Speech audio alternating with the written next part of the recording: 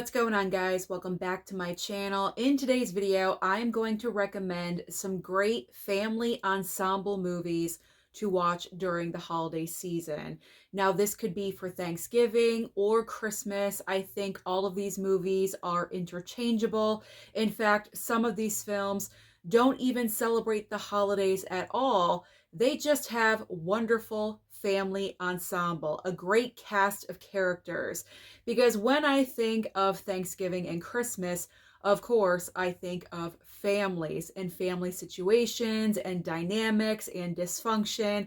So in case you're looking for something to watch during the holiday season and you're kind of tired of the same old titles, you're looking for some recommendations, hopefully this video is going to help you. Now, the first film that I am going to talk about, now keep in mind also, some of these movies I have shown you numerous times upon making these videos in the past. These are my personal favorites, so I cannot help but include them in the list. So the first film that I am going to show you and recommend, this takes place during the Thanksgiving holiday, but you could interchange it for Christmas very easily. It is Home for the Holidays. This is my Thanksgiving go-to movie. I watch it every single Thanksgiving on Thursday. I absolutely love and adore this film. I have watched it every single year faithfully ever since I discovered this movie. You have Holly Hunter as the main character. She plays Claudia, and she has a lot going on in her personal life. She just lost her job. Her daughter, played by Claire Danes, is contemplating having sex for the very first time. And of course, she's going home for the holidays, and she's not really looking forward to it because her parents are kooky and a little weird and wacky. She doesn't have the best relationship with her sister, and her brother, who she does really have a great relationship with, played by Robert Downey Jr., he is not going to be there. And so she feels like she's going to be all alone, and she's going to be driven crazy by her family. I absolutely love this film. Anytime there is a chance where I can recommend and talk about it, I always do, because I want more people to discover this film. So if you have never seen Home for the Holidays, please do yourself a favor and watch this movie for Thanksgiving. It is one of the best. Now, the next film that I am going to talk about has nothing to do with a holiday, but it does have to do with family gathering together. This is Where I Leave You. I still consider this movie to be very underrated. I have loved this film ever since I watched it, much like Home for the Holidays. The reason why I really enjoy this film so much is because it does have that great shift in narrative, because the reason why the family gathers together is because the matriarch, played by Jane Fonda, so brilliantly, by the way, she's so funny in this film, very natural. She is the mother.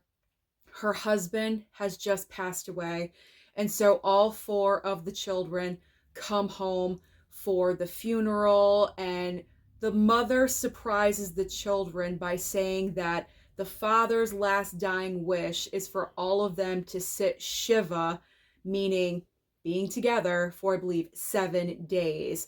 And this kind of comes as a surprise to all of the kids, because they didn't necessarily think they were going to be there for that long. So they're all staying underneath the same roof for the first time in probably 20 years or so.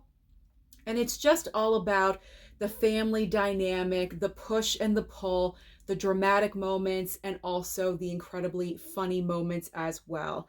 I have not watched This Is Where I Leave You in a little bit, but I'm absolutely going to circle back around to it soon because I absolutely love it. It is one of my favorites. This next film is also not really focused on the holidays, but it is very much a dramatic family ensemble drama. So that's why I pulled it off of my shelf. It is August Osage County. You have a fantastic cast in this movie. You have Julia Roberts, Meryl Streep. Do I have to go any further than that? I can if you want me to. By the way, all of these movies have fantastic actors. I didn't really mention the other actors in the two previous films, but trust me, amazing actors in all of these movies. So, besides Julia Roberts and Meryl Streep in this film, we also have Ewan McGregor, Chris Cooper, Abigail Breslin, Benedict Cumberbatch, Juliette Lewis, Margot Martindale. Do I have you yet with this movie? Dermot Mulroney, Julianne Nicholson, Sam Shepard, and Misty Upham. She's the only name that I do not recognize.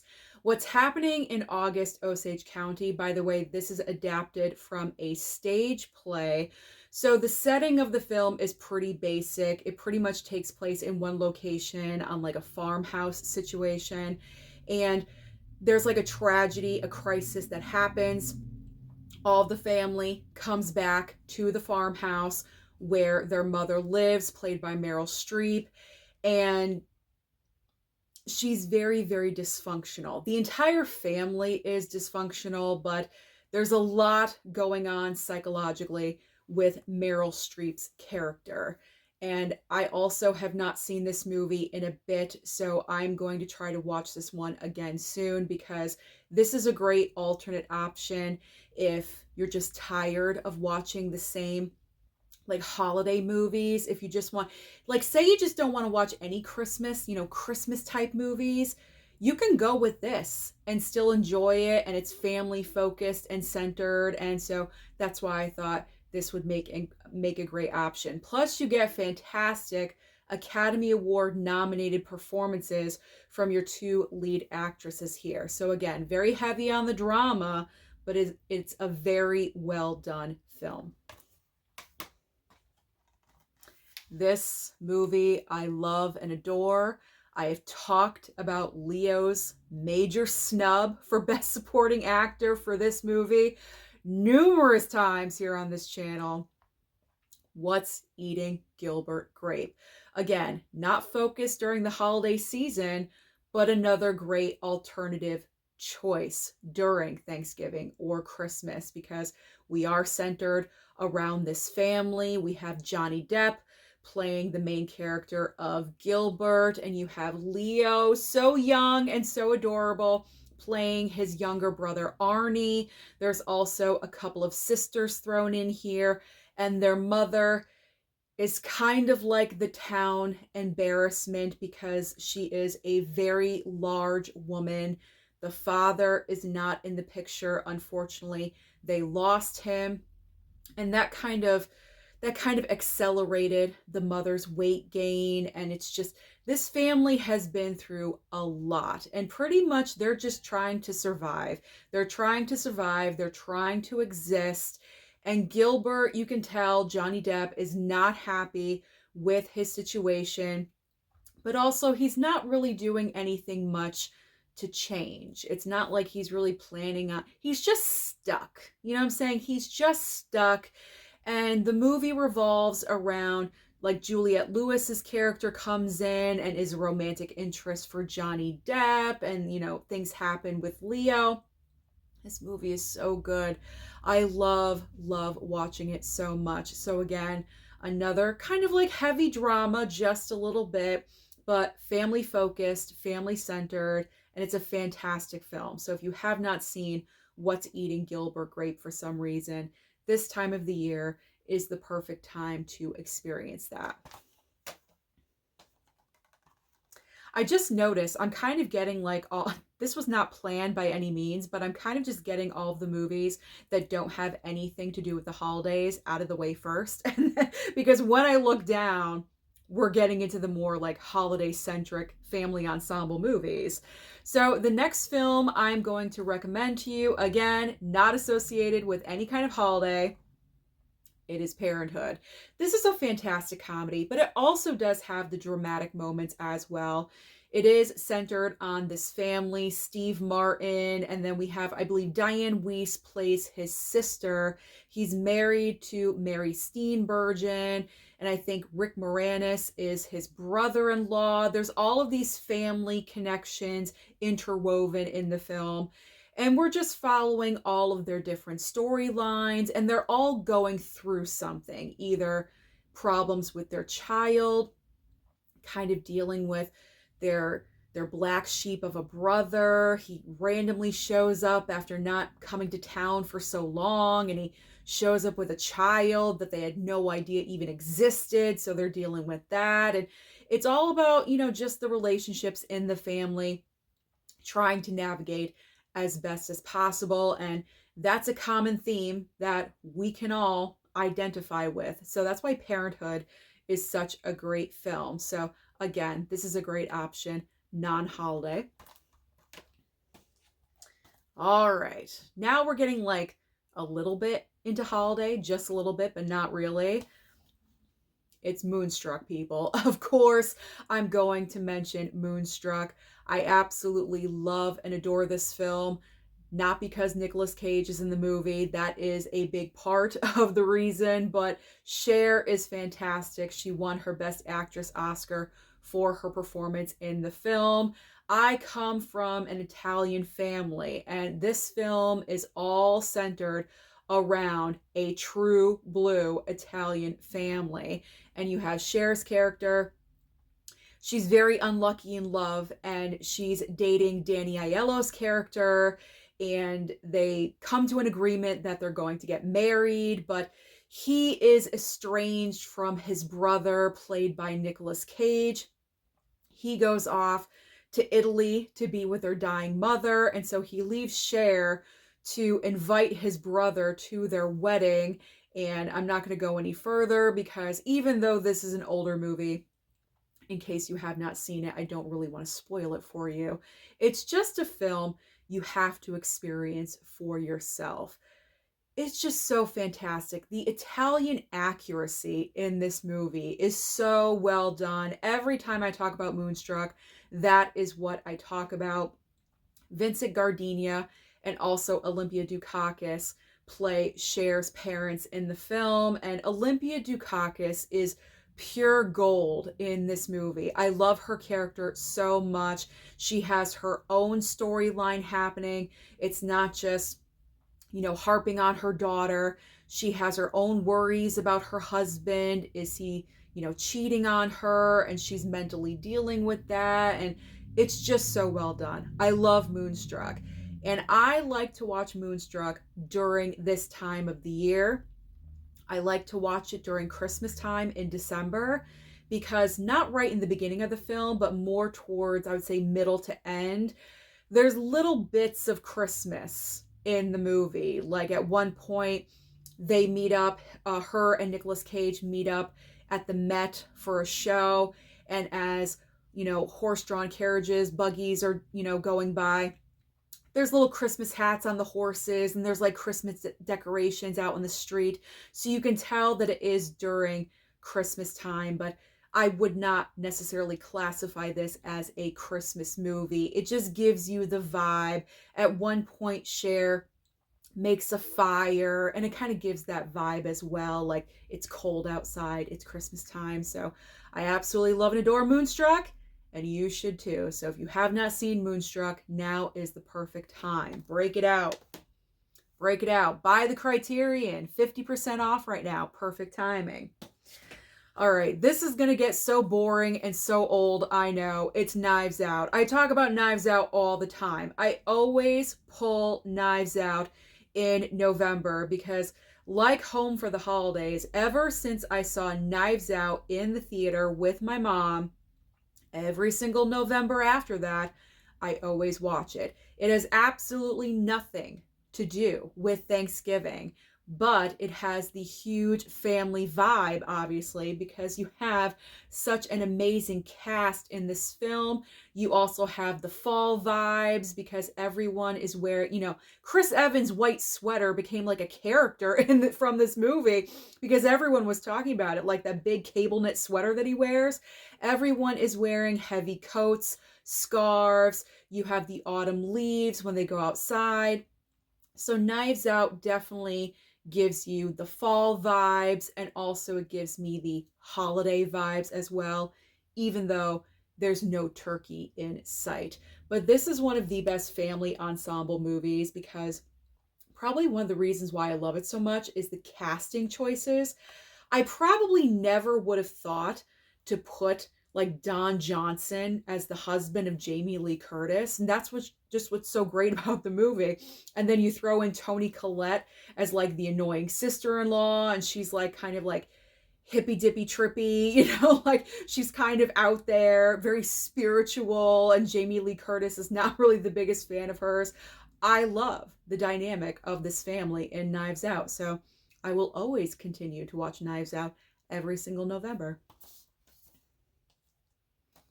This is my heart. This is my soul.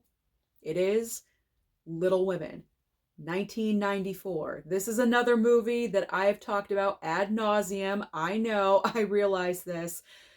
But as I was going through and collecting movies, I could not leave Little Women out. I felt like if I did that, I would be totally dishonest about these recommendations.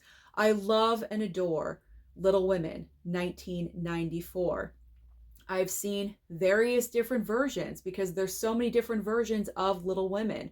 I really enjoy the Katharine Hepburn version a lot. 2019, not so much. That one to me can kick some rocks. Little Women 1994 to me is the best version of this classic story. You have these four sisters and their mother, again, trying to survive without their father. He is off at war.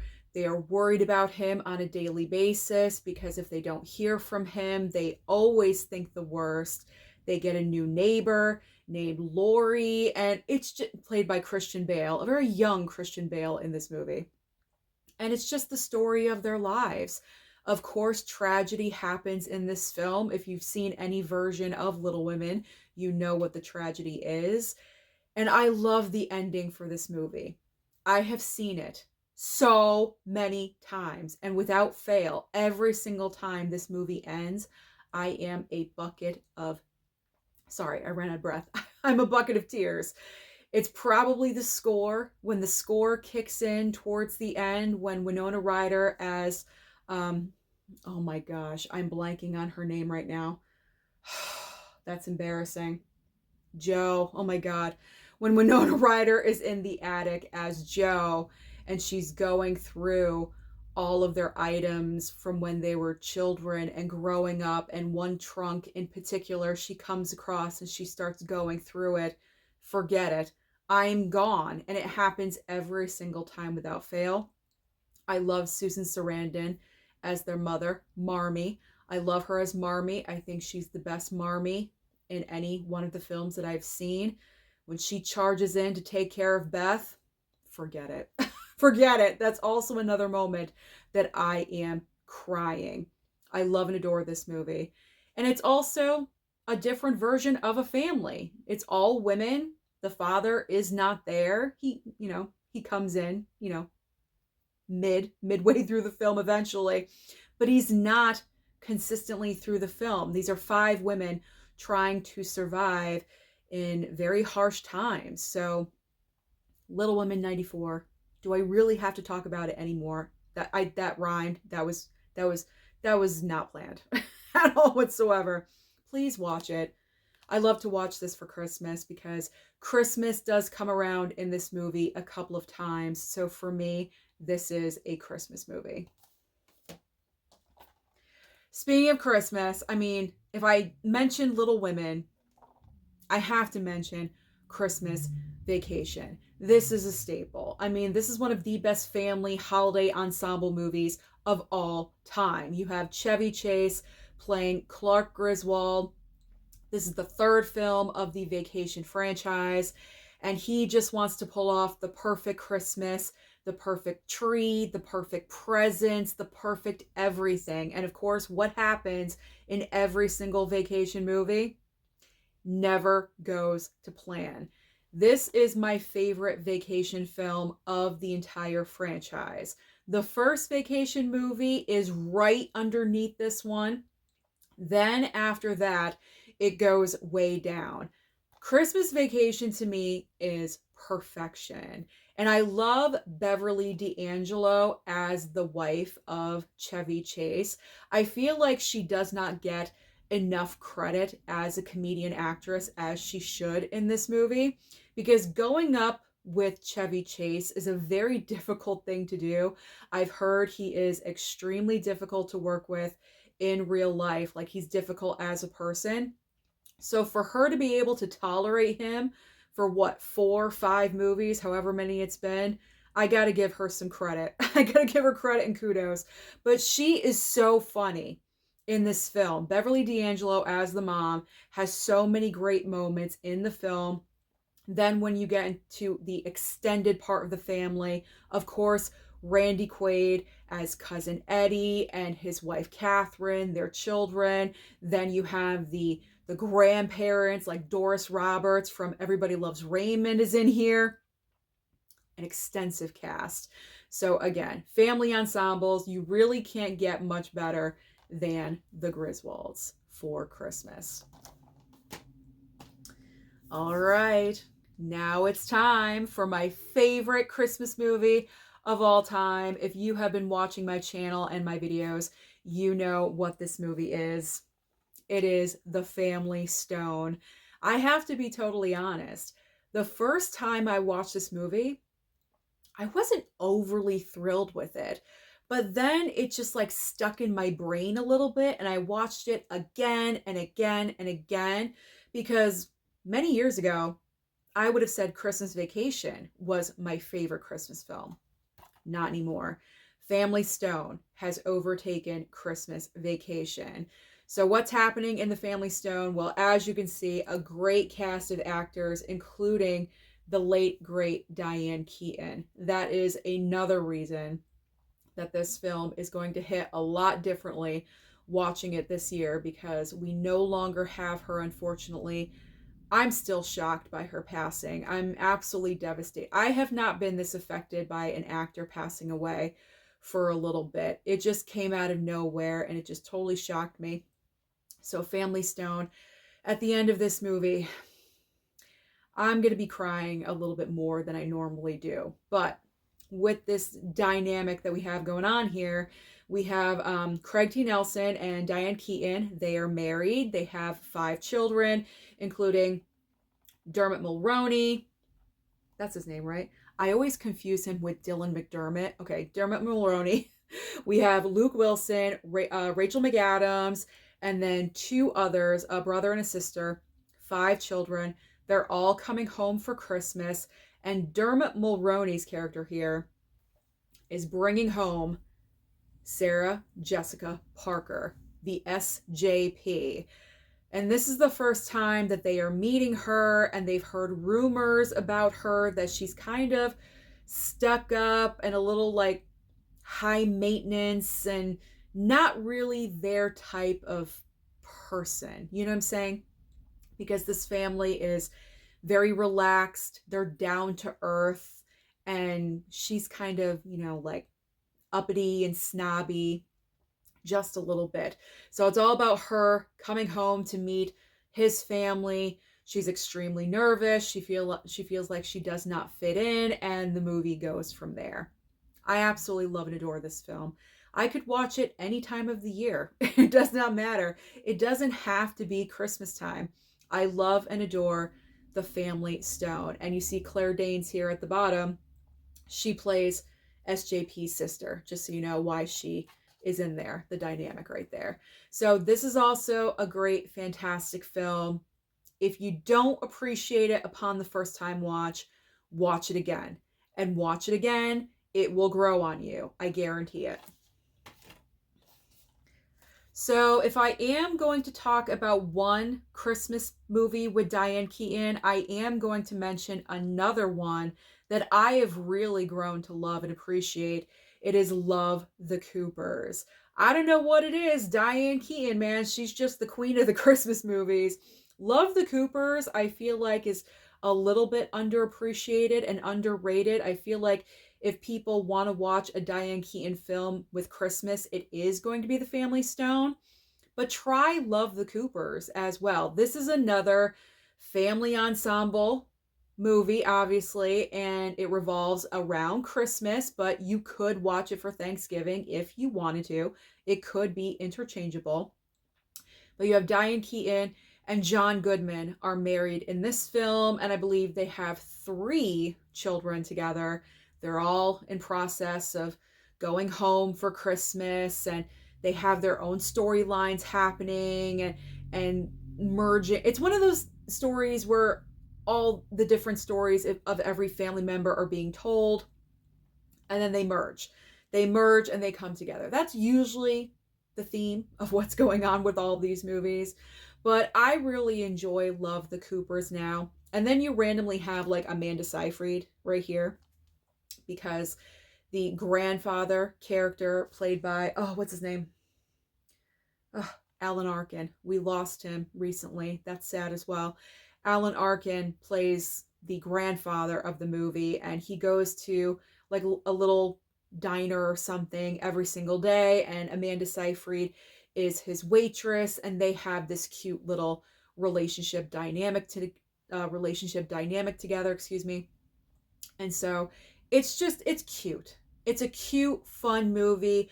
All of these are just like, no, like you don't have to think about them. You just put them on, you enjoy them for what they are. It's the perfect time of the year to watch movies like this, and that's why I like watching them so much. So, Love the Coopers. Give this one a try. If you're tired of The Family Stone, if you want something else with Diane Keaton, then go with Love the Coopers, especially this coming season, because we no longer have Diane Keaton. It would be nice to honor her in such a way and watch her work. All right, we are down to the final movie, and I am not ashamed to say I love this film so very much. I think a lot of us love this movie. It's Son-in-Law. I mean, I cannot go a Thanksgiving without watching Son-in-Law. It is straight up on Thanksgiving, but if you wanted to interchange it for Christmas, of course you could.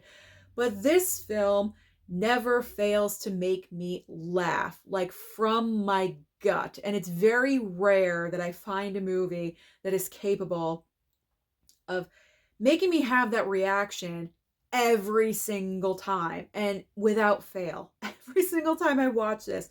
Pauly Shore in this movie, this is his best film, in my opinion. Now, granted, I have not seen every single Pauly Shore movie, but from what I have seen, I love him in Son-in-Law. I think this is him at his comedic best. He cracks me up like no other.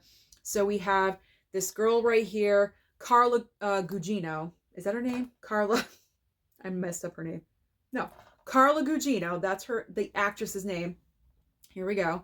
As you can see, we have the farm in the background, and she just graduates high school right in the beginning of the movie. And so she's from very small place in the Midwest. For college, she wants to branch out. So she goes to a college in California. It's a fish out of water story.